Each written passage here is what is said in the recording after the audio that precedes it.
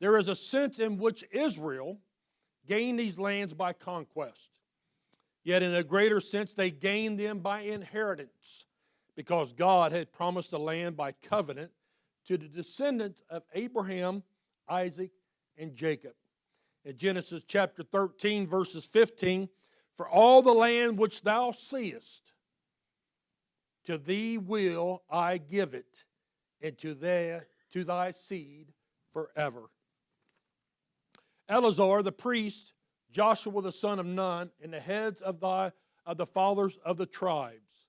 In this process, Joshua and Eleazar and the representatives from each tribe came together to supervise the casting of lots, which was directed by the Lord. Eleazar was a priest, the son of Aaron, the high priest, and he had been designated earlier to help Joshua with the distribution along with the representatives from the 12 tribes. You see, the heads of the fathers of the tribes, these heads or princesses were 12. Joshua and Eleazar are included. And the reader may find their names in Numbers chapter 34, verses 19 through 28. There's 10 names written there, but Joshua and Eleazar are included into this lot. It is worthy of the remark that no prince was taken from the tribes of Reuben and Gad, because they had already received their inheritance on the other side of Jordan, and therefore could not be interested in this division. You see, the land west of the Jordan was divided into 10 provinces and assigned a number for each province. Numbers 1 to 10 were written on 10 pieces of pottery or parchment and put in a container. The names of the 10 tribes receiving lands on the west side of the Jordan were written upon the pieces of pottery or parchment, and these were put in a second container. Joshua drew a piece from one container, and possibly Eleazar drew another piece from that container as well. The tribe drawn received the land of province drawn. God commanded that the land be divided by lot. In Numbers 26, 56, and 55 and 56, it says this, notwithstanding the land shall be divided by lot. According to the names of the tribes of their fathers, they shall inherit it. According to the lot shall the possessions thereof be divided between many and few. Verses 3 through 5 this morning in Joshua chapter 14 says this, for Moses had given the inheritance of 2 tribes and a half tribe on the other side Jordan. But unto the Levites he gave none inheritance among them. For the children of Joseph were 2 tribes, Manasseh and Ephraim. Therefore they gave no part unto the Levites in the land, save cities to dwell in, with their suburbs for their cattle and for their substance, as the Lord commanded Moses, so the children of Israel did, and they divided the land. You see, for the children of Joseph were 2 tribes. We commonly think and we speak of the 12 tribes of Israel, but there were 13.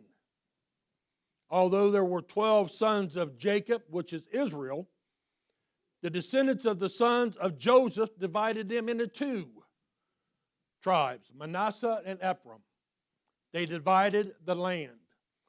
This explains why there are 2 1/2 tribes on the east side of Jordan and 9 1/2 tribes on the west side of Jordan, the one tribe with no providence as their inheritance, which was Levi. Caleb's inheritance, we're going to be the biggest part of the chapter 14. We're going to get into right now, verses 6 through 9. Caleb remembers Moses' promise. Verse 6, then the children of Judah came unto Joshua in Gilgal, and Caleb the son of Jephunneh, the Kenizzite, said unto him, thou knowest the thing that the Lord said unto Moses, the man of God, concerning me and thee and Kadesh Barnea.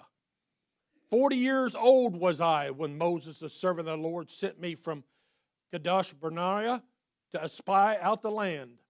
And I brought him word again, as if it was in mine heart. Nevertheless, my brethren, that went up with me made the heart of the people melt. But I wholly follow the Lord my God. And Moses sware on that day, saying, Surely that the land wherein thy feet have trodden shall be thine inheritance, and thy children's forever, because thou hast wholly followed the Lord my God. Caleb, the son of Jephunneh. Caleb, from the tribe of Judah, was one of the 12 spies who scouted out the land of Canaan some 45 years before, when Israel first was in the threshold of the promised land. You see, if you was to go back into Numbers chapter 13, verses 1 through 25, you will see from that very beginning, Caleb was the very first person mentioned there, that he was to get his promised land first. Caleb appears before Joshua accompanied by the head men of his tribe, whose presence experiences their official consent to urge his request in a little speech. Caleb may have come from a Gentile ancestry. He is called Caleb, the son of Jephunneh, the Kenizzite, and may be linked to the Canaanite people mentioned in Genesis chapter 15, 18 through 21. Perhaps his father came to Egypt and married a woman from the tribe of Judah, giving Caleb identification with that tribe. Never was he found among the grumblers or among those that were skeptical and unbelieving. Never was he found among the people who hankered again for the leeks and the garlic of Egypt. Never was he found among those who disobeyed God or among the people who turned to idolatry. But I wholly followed the Lord my God.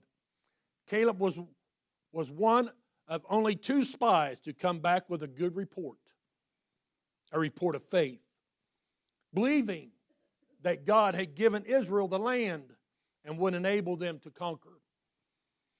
The other 10 spies believed that Israel would be destroyed in the attempt to take Canaan, and that people of Israel believed the 10 unbelieving spies. The other faithful spy was Joshua.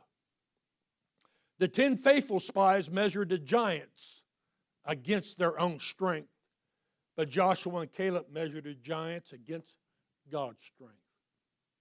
Caleb remembered his brethren who went up with him and filled with unbelief, and they made the heart of the people melt. He recognized the damage that unbelief may do among the people of God and the negative effect it may have on others. Let me give you some examples this morning. Gossip, murmuring, tale-bearing, lies, and deceit. In Numbers 14:22, because all those men which have seen my glory and my miracles, which I did in Egypt and in the wilderness, and have tempted me now these 10 times, and have not hearkened to my voice. Commonly cited examples of the 10 provocations. If you want these 10 lists, get with me after the service and I'll give them to you, but listen to them as they have tempted God with their murmurings. The first one is the Red Sea. Example, Exodus 14:10 through 12. They complained after being trapped between Pharaoh and the Red Sea. Do you remember that? Marah, Exodus 15:23 through 24, complaining about the bitter water despite God making it sweet. The desert of Sin, or Sin, Exodus 16:2-3, murmuring about hunger even after God had provided. Manna, Exodus 16:19 through 20, not heeding Moses' instructions regarding gathering manna. Then in manna, Exodus 16:27 through 30, disregarding Moses' command to not gather manna on the Sabbath. Rephidim, Exodus 17:1 through 4, complaining about thirst even after God provided water from the rock. Mount Sinai, Exodus 32:1 through 35, the incident of the golden calf, a major act of rebellion. Taberah in Numbers 11, 1 through 3, raging against the Lord for precipitated hardship. Kibroth Hattaavah, Numbers 11, 4 through 34, grumbling and lusting after meat, leading to God sending quails and a plague. Kadesh, Numbers 14, 1 through 3, the final and 10th temptation where the people refused to enter the promised land based on fearful and reports of the spies, which was all lies. This was a cause of Israel's 40 years of waiting and wandering in the wilderness. God not only allowed the generation of unbelief to enter into Canaan, so he waited for them to die in the desert. Numbers 14, 35 through 38 says this, I, the Lord, have said, I will surely do it unto all this evil congregation that are gathered together against me. In this wilderness they shall be consumed, and there they shall die. And the men which Moses sent to search the land, who returned and made all the congregation to murmur against him by bringing up a slander upon the land. Even those men that did bring up the evil report upon the land died by the plague before the Lord. But Joshua the son of Nun and Caleb the son of Jephunneh, which were of the men that went to search the land, still lived. So it was fitting as Judah was the first tribe to receive its allotment on the west side of the Jordan, that Caleb be the first among the people of Judah to receive his inheritance. So Moses swore on that day, saying, surely the land where your foot has trodden shall be your inheritance and your children's forever. Caleb called Joshua back to the promises Moses made in Deuteronomy chapter 1, verses 35 and 36. Surely there shall not one of these men of this evil generation see that good land which I swear to give unto your fathers, save Caleb the son of Jephunneh.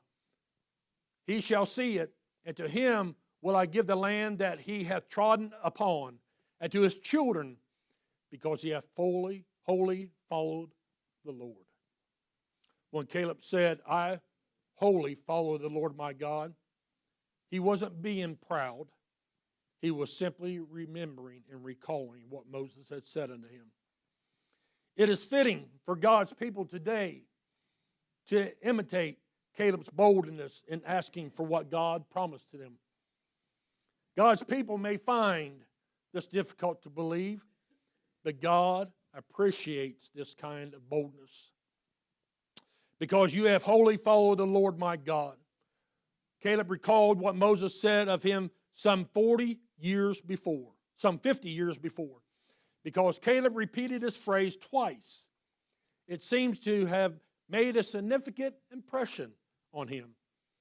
This was appropriate because it is a great important thing to wholly follow God. It may be observed that most successful people are those who have wholly given themselves over to something. It is appropriate for the people of God to wholly give themselves over to following the Lord. Caleb was not being self-serving by claiming that he fully followed the Lord. He was simply stating the fact that Moses also had recognized, which are followed in the Lord's mouth almost verbatim in Numbers 14:24 and in Moses' mouth in Deuteronomy 1:36. Wholeheartedly means with all your heart. It is ideal embodied in what Jesus called the first and greatest of his commandments. Jesus said unto them, Thou shalt love the Lord thy God with all thy heart and with all thy soul and with all thy mind. Matthew 22:37. Deuteronomy 6:5, it says this, And thou shalt love the Lord thy God with all thy heart and with all thy soul and with all thy might. Verses 10 through 12 this morning, Joshua chapter 14 says this, It is Caleb's bold request. And now, behold, the Lord hath kept me alive, as he said, these 45 years, even since the Lord spake these words unto Moses while the children of Israel wandered in the wilderness. And now, lo, I am this day 85 years old. As yet I am as strong this day as I was in the day that Moses sent me. As my strength was then, even so is my strength now for war, both to go out and to come in. Now therefore give me this mountain, whereof the Lord spake in that day. For thou heardest in that day how the Anakims were there, and that the cities were great and fenced. If so be the Lord will be with me, then I shall be able to drive them out, as the Lord said. The Lord has kept me alive.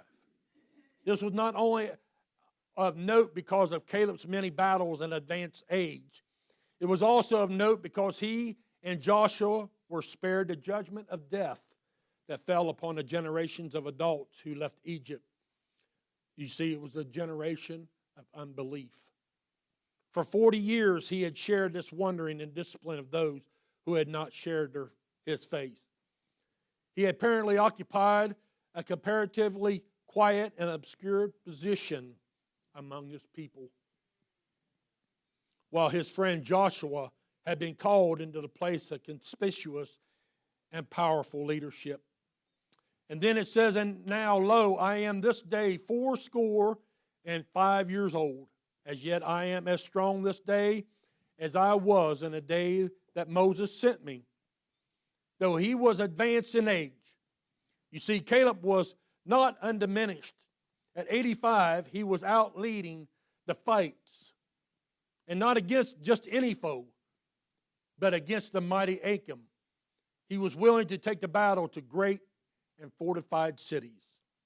45 years, him and Joshua and the tribes of Israel fought to get where they are at now. Yes, he is still strong as he was when he was 40 years old. Strength is about how you perceive the ability to do things as if you were young. It's like you were 85 years old, but you still had the heart and the soul and the mind of a 40-year-old. In Numbers 14, verses 24, 30, and 38, we find that Caleb had another spirit about him, one that was true and right with God. Verse 24 says, but my servant Caleb, because he had another spirit with him, and hath followed me fully, him will I bring into the land whereinto he went, and his seed shall possess it. Verse 30, doubtless ye shall not come into the land concerning which I swear to make you dwell therein, save Caleb the son of Jephunneh and Joshua the son of Nun. And then verse 38, but Joshua the son of Nun and Caleb the son of Jephunneh, which were of the men that went to search the land, lived still. Yet in Nehemiah chapter 9, verse 21, all those that wandered in the wilderness, their clothes and their shoes never went to rags, never busted out the seams, never did their feet swell from the journey. Verse 21 of Nehemiah chapter 9, it says this, yea, 40 years didst thou sustain them in the wilderness, so that they lacked nothing. Their clothes waxed not old, and their feet swelled not. Isn't that something? You travel for 40 years, and it still looks just brand new as you entered in. That's right, Brother Rick. Caleb is a remarkable example of someone who aged in their best way, spiritually speaking. He grew old, but never weaker in our God. He didn't look forward to a life of ease and indulgence in his elderly years. Are we growing today more and more in God? It is the coward and the selfish man who are always looking for an easy place where somebody else will do the work. This man felt that this miraculously prolonged life of his bound him to a special service. Just as my strength was then, so now is my strength for war. Caleb drew on a strength that was irresistible because he had a faith that never wavered. How is our faith today? How is our strength today? Caleb's words as to undiminished strength were not meant for a boast. They express thankfulness and praise, and they are but put as on the ground of the request that he is just to make. Listen, as Caleb, as he was talking to Joshua, now, therefore, that's a bold statement. Therefore, give me this mountain of which the Lord spoke in that day. For you heard in that day how the Anakim were there. In fact, Caleb wanted the fight, particularly demanding the mountain where difficult foes lived. He could have asked for any easy place, but he knew that foes must be faced and thought that he would maybe the one to do it. He didn't leave the work to someone else, though he could have, especially at 85 years old. But he didn't. In Caleb's short speech, he referred to what God said at least 4 times. He was a man who trusted God's word and who believed in God's promises. Old age is generally much more disposed to talk about its past victories than to fight new ones. When I was growing up, we had an old country store over in Cadmus, Ohio. When we go in there to buy a little bit of groceries, my cousins owned the store. But as being a young man, I always thought it was very peculiar about going in and seeing 2 old men sitting over in the corner playing checkers, talking. Maybe they was reminiscing about their old days when they was growing up. Maybe they was talking about what was on the news, if they had time to watch the news. Because you could tell that there was farmers. Back in the day, Cadmus, Ohio was a farming district. All around was all nothing but farmers. But I remember going in there and listening to them a little bit and thinking about all the days that they had grown up, that they endured the hardships. They seen the hardships. Maybe they grew up in hard times. Not as times that we have today. You think that we have hard times today? We don't have hardly any days that they had back in Depression. They had times that they didn't know where their next dollar was coming from. But today, those that are able to work knows what things are appreciated about. But you see, these factors, the hill country, Anakites, cities, large and fortified, are the very things that the 10 faithless spies used to discourage the Israelites from entering the promised land. These 10 people kept the Israelites from entering the promised land because of their unfaith. Caleb viewed them as a challenge. In Numbers 13, 28 through 29, it says, Nevertheless, the people be strong that dwell in the land, and the cities are walled and very great. And moreover, we saw the children of Anak there. The Amalekites dwell in the land of the south, and the Hittites and the Jebusites and the Amorites dwell in the mountains, and the Canaanites dwell by the sea and by the coast of Jordan. But you see, those were lies that were told before Moses and Caleb. Before Moses. But Caleb told the truth about what him and Joshua seen. He told the people to be still and to listen to his view of the eyes that were before him. There in the rest of chapter 13 of Numbers, let me read it to you in verse 30. And Caleb said this. He said, and Caleb stilled the people. In other words, he told them to simmer down, be quiet before Moses, and said, Let us go up at once and possess it, for we are well able to overcome it.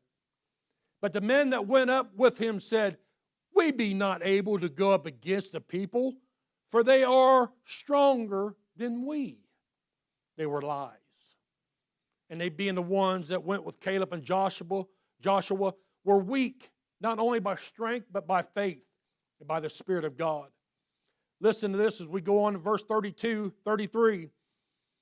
And they brought up an evil report of the land which they had searched unto the children of Israel, saying, the land through which we have gone to search it is a land that eateth up the inhabitants thereof. And all the people that we saw in it are men of great stature. And there we saw the giants, the son of Anak, which come of the giants, and we were in our own sight as grasshoppers, and so we were in their sight. Now you're thinking, with all this that happened, what is going to happen to Israel that spoke all these lies? I mean, they were at the promised land, and Caleb and Joshua seen and went and spied it.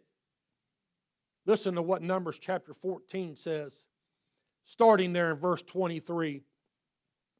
Surely they shall not see the land which I swear unto their fathers, neither shall any of them that provoked me see it. But my servant Caleb, because he had another spirit with him, and hath followed me fully, him will I bring into the land whereunto he went, and his seed shall possess it. Now the Amalekites and the Canaanites dwell in the valley. Tomorrow turn you, and get you into the wilderness by the way of the Red Sea. And the Lord spake unto Moses and Aaron, and saying this. Listen to this very closely. God's telling him, and he's being very bold about it. How long shall I bear with this evil congregation, which murmur against me? I have heard the murmurings of the children of Israel, which they murmur against me. Say unto them, as truly as I live, saith the Lord, as ye have spoken in mine ears, so will I do to you. Your carcasses shall fall in this wilderness, and all that were numbered of you according to your whole number, from 20 years old and upward, which have murmured against me. Doubtless ye shall not come into the land, concerning which I spake, which I swear to make you dwell therein, save Caleb, the son of Jephunneh, and Joseph, the son of Nun. But your little ones, which ye said should be a prey, them will I bring in, and they shall know the land which ye have despised. But as for you, your carcasses, they shall fall in the wilderness, and your children shall wander in the wilderness 40 years, and bear your whoredoms, until your carcasses be wasted in the wilderness. After the number of the days in which ye search the land, even 40 days, each day for a year, shall ye bear your iniquities. Even 40 years ye shall know my breach of promise. I, the Lord, have said, I will surely do it unto all this evil congregation that are gathered together against me. In this wilderness they shall be consumed, and they shall die. Now, as Caleb saw the opportunity to go through the door, so did Paul over in 1 Corinthians 16:9. For a great door and effectual is open unto me, and there are many adversaries. They are many adversaries. Caleb understood that there was a fearsome adversaries in the land of Hebron. So he said, that's my door of opportunity. Remember what he said, let us go up at once. But what is your door of opportunity today? Could it be today? Could it be tomorrow? Next month? We don't know. But when the Lord opens that door, we need to walk through it. The record of the defeat of the Anakim is given in Joshua chapter 11. Some of them fled to the cities of Gaza, Gath, and Ashdod. It is likely the some of these Anakim who fled returned and occupied Hebron or some nearby areas. Verses 13 and 15 of Joshua chapter 14 reads like this. And Joshua blessed him and gave unto Caleb the son of Jephunneh Hebron for an inheritance. Hebron therefore became the inheritance of Caleb the son of Jephunneh the Kenizzite unto this day, because that he wholly followed the Lord God of Israel. And the name of Hebron before was Kiriatharod, which Arba was a great man among the Akims, and the land had rest from war. The land had rest from war. Joshua blessed him. This means that Joshua approved Caleb's request, praised him for the asking, and prayed that God's blessings would be on him in an endeavor to take Hebron and its areas. Caleb was one of only 3 people in the Bible of whom it was said they wholly followed the Lord. The other was Joshua in partnership with Caleb. Numbers 32:11 through 12. Surely none of the men that came up out of Egypt from 20 years old and upward shall see the land which I swear unto Abraham, unto Isaac, and unto Jacob, because they have not wholly followed me. Save Caleb the son of Jephunneh the Kenizzite and Joshua the son of Nun, for they have wholly followed the Lord. And then there was David. 1 Kings 11:6, and Solomon did evil in the sight of the Lord, and went not fully after the Lord, as did David his father. In the New Testament, the idea of wholly following the Lord is presented from the passages such as Romans 12:1 and 2. I beseech you, therefore, brethren, by the mercies of God, that you present your bodies a living sacrifice, holy, acceptable unto God, which is your reasonable service. Be not conformed to this world, but be ye transformed by the renewing of your mind, that ye may prove what is that good and acceptable and perfect will of God, which instructs the believer to present themselves to God as a living sacrifice. In the history of Caleb, 3 things are illustrated concerning faith. The first one is faith sees and dares in the day of overwhelming difficulty. Second, faith waits patiently through delays caused by failures in others. And the third, faith acts with courage in a day of opportunity. The land had rest from war. Since Joshua is not necessarily presented in strict chronological order, it is difficult to know if this marks a temporary rest or a more permanent end to Israel's war of judgment and conquest. The statement is made here to connect the idea of Caleb's bold, energetic, and enduring faith, which the reward was rest of war. As I close out today's chapter, I want you to look at yourself today. Look deep down inside your hearts and souls. And it allows you to walk and talk and breathe and see the wonders of God. I want to ask you this question this morning. As Caleb was true to God in all ways, and he kept his truth about him, and was promised the land that Moses had promised by God, are you keeping those promises that you have given to God to fulfill this morning? Or are you just seeking a part of the promised land, a mansion that is being prepared for you this morning? Or are you just going about on a wing and a prayer?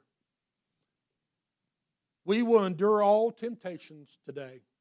We will not tempt the Lord thy God in doing things over and over again.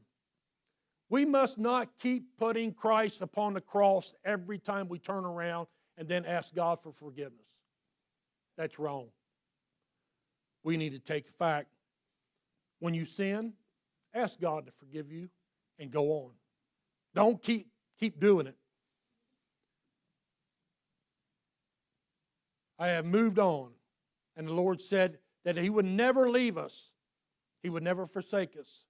So when you come to that place where the sins of your past, and the devil says, oh, He didn't forgive you of that, you say, I was there, but I'm here today.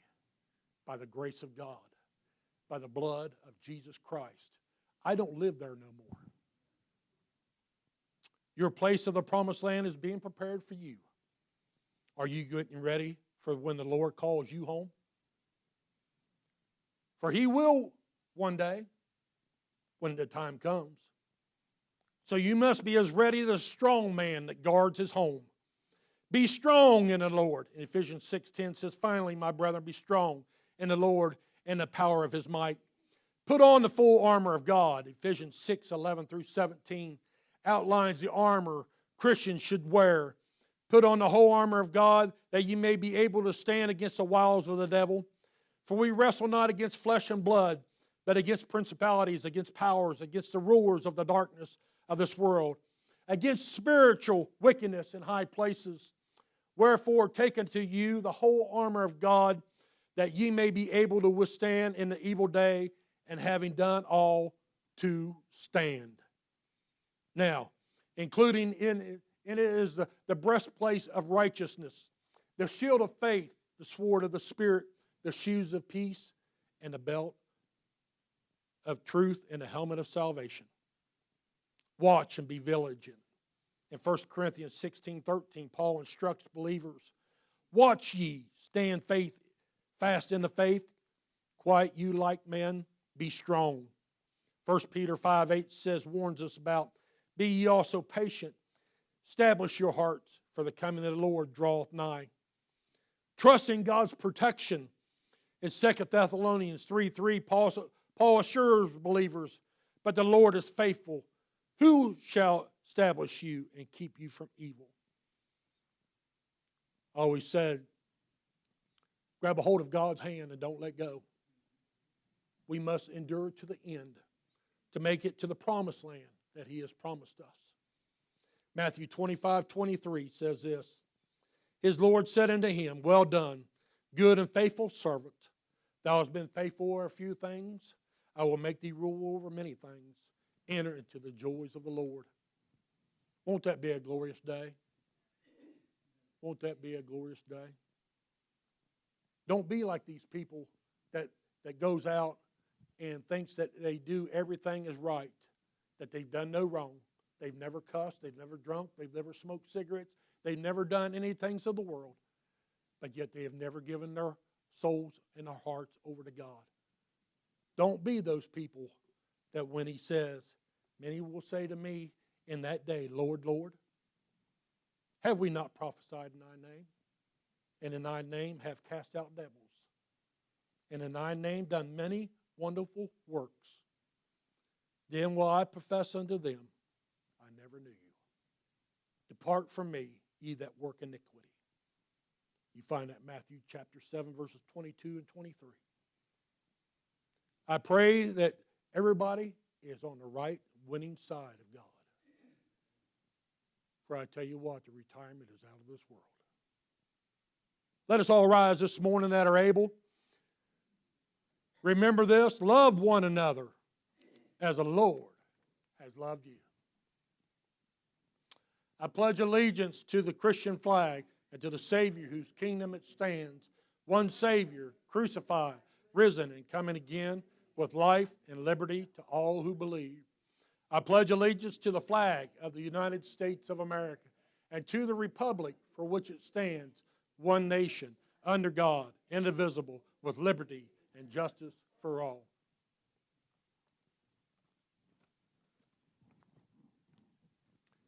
I pledge allegiance to the Bible, God's holy word. I will make it a lamp unto my feet, a light unto my path, and I will hide its words in my heart, that I may not sin against God.